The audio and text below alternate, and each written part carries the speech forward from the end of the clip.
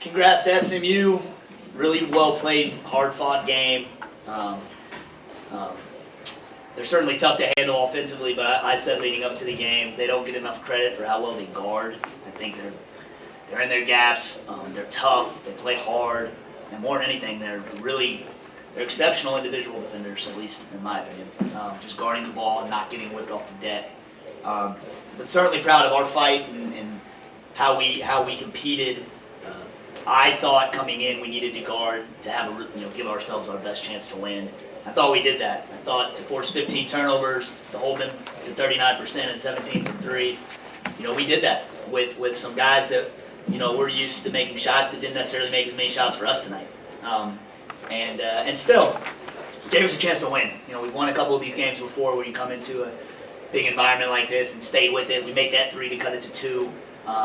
And just didn't make enough plays at the end. But again, credit to SMU.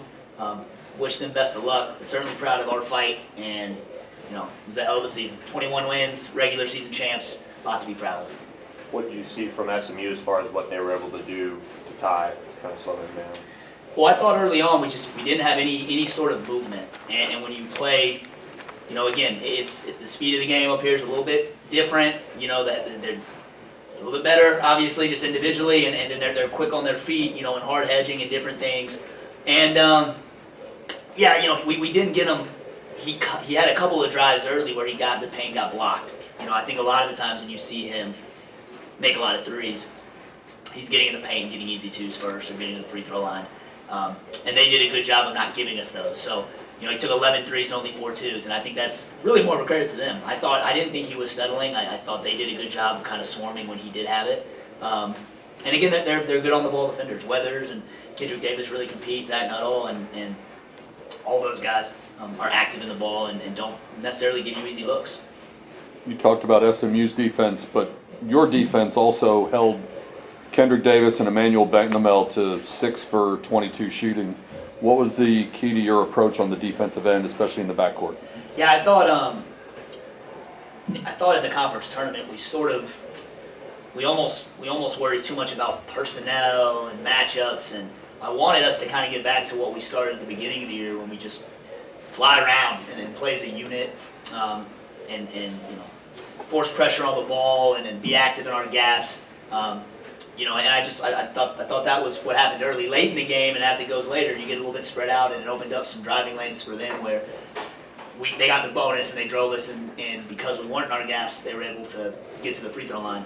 But I just thought throughout the course of the game, just our activity and our, more than anything, just our commitment to getting stops. And it's not about how it looks, it's whether it goes in or not. And I thought just our commitment to finding ways to get stops or turnovers or rebounds was elite for 40 minutes. Yes. Gordon didn't have the night that he's had all year, but when he hit those late twos, were you thinking he's the kind of guy who can get hot and maybe help your guys steal one? Yeah, he's disappointed. He's one of the best players in the country, and he's done it on every stage. He did it in the non-conference, he did it in the conference, and it's part of being a shooter, right? A scorer. Some nights are like that. But again, I think I'm proud of. I know I'm proud of what he did defensively. But I just thought throughout the course of this season, even on nights where he hasn't shot it, he's led us and he's made us guard. And I don't care if he's 2 for 11 or 10 for 11. I feel like we're better when Ty Gordon's on the court. I trust him. He's a guy in this program that's been here multiple years. He's invested to everything what we've built, and he set a pretty hot bar. So for these young dudes, we got to keep building and hopefully get back to a similar level next year.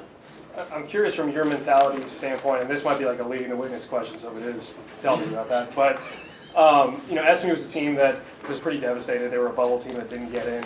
As an opponent, kind of going into their place in the NIT, is there maybe an element of, hey, let's try and hope that they come out a little bit slower because they're not as excited to be here rather than the NCAA tournament, or is it just?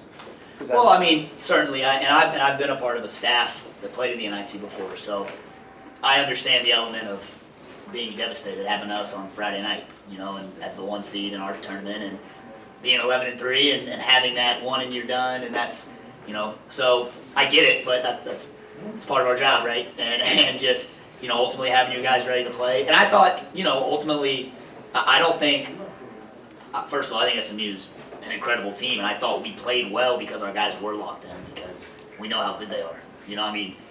Zach Nuttall's player in our conference. Like, we all know who Kendrick Davis is. We know the Weathers, and so certainly I understand the element of it's that first game's always tough in the NIT, right? And then you start to get closer to Madison Square Garden, and you feel like you're playing your best.